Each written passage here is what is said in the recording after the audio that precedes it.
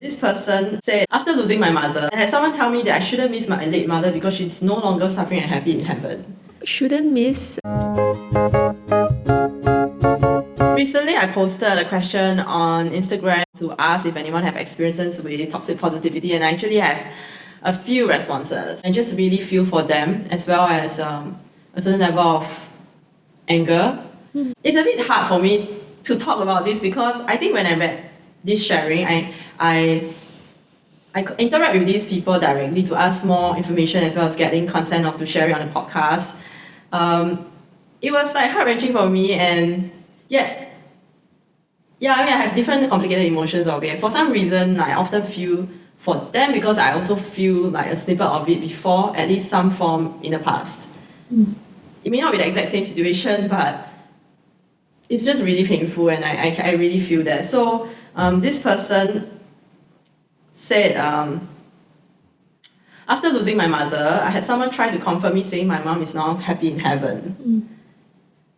And I had someone tell me that I shouldn't miss my late mother because she's no longer suffering and happy in heaven. Shouldn't miss. I feel like you can't even have the space to miss at your own time. Yeah. And this person said that the thing was that at the time I wasn't even 21 and still staying with the mother.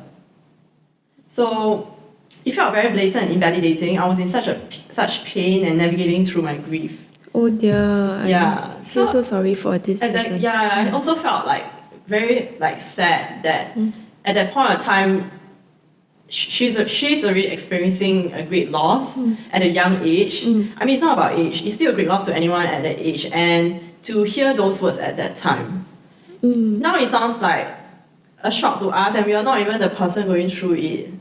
Yeah, it sounds like the person is like trying to have a stopgap measure to, like just stop thinking about it and it will all be fine. Even if they believe that the mother is happy in heaven, she also is allowed to be sad that she lost her mother. I feel that the toxic positivity includes that there's only one emotions allowed by one person. Like everyone needs to share the same emotions. Everyone needs to be happy together or positive together. Yeah, it's an intolerance for messy emotions or emotions that fit outside that strict boundaries of just being happy, just being positive all the time. I just literally cannot imagine someone saying that you shouldn't miss your mother or somebody close to you. I think it's very normal to miss someone, whether they are in heaven or on earth. I think it's a basic right. Yeah. Right. Even I mean to miss someone. So it sounds like pardon me, but it sounds like a quick fix of someone's pain. Which doesn't work at all. Yeah. I mean, this person shared with me, and I found out that most likely it's been years ago that this happened. So I can imagine that the pain is still there, or the memory, I think she felt it very acutely.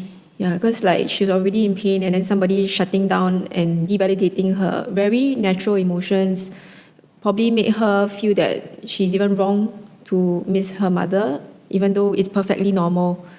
Yeah, that's the thing. It's perfectly normal to have such reaction to a very difficult incident and experience. Why would people think that someone should be back on a certain happy default when something unusual and Devastating. painful, that happened? And I think there's something even more wrong to be like happy when something's happened. Like I would pay attention to that friend and say, are you okay? You can feel other things. Like if someone had a loss, I mean, I wouldn't be so forceful to say you have to feel other things, but I would just take note that What if the person is masking the pain or or going avoiding through it? something else. Not that avoidance is wrong, because I Yeah. feel there's a time and place for To put it on the shelf. Yes, correct. I think I've learned that it's okay to put certain things on the shelf first and come back to it when you're ready. But it's just that I know I will not take it on just a surface value that, oh, she's fine now, he's fine now. I would in fact take some consideration to care more for the person. Yeah.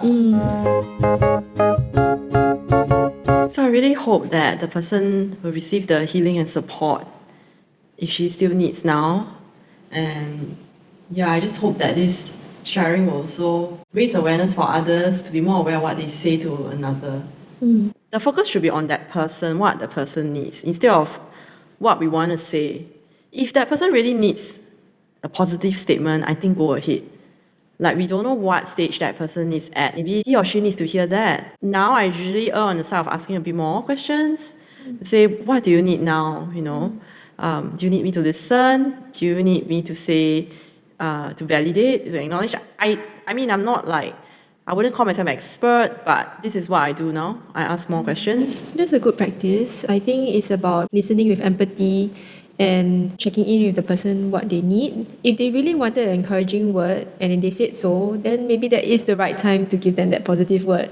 But in a lot of cases, it seems to be just being present with the person in their pain and in their suffering and acknowledging that this is normal and this is expected in these kind of circumstances.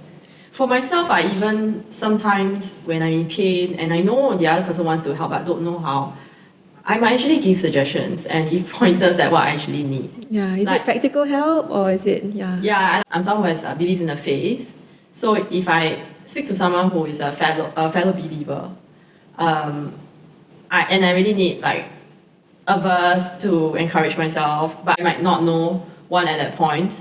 I might ask for it and say, do you know a verse that could help me in my current situation? That's being resourceful. And if I need a listening ear or someone to maybe comment on my pain, then I might even be able to communicate that. But that's me. I know that people who are in deep pain or going through very difficult emotions might not have that capacity or energy or have it in themselves at that point of time to do that. Sometimes people are not as in touch with their emotions as you are. So a lot of times is listening first and then maybe gently asking, what do you think I can help? On that note about being in touch with emotion, I've learned to also listen to myself and my body instead of like gaslighting myself to think that why are you feeling this way? You should feel happier.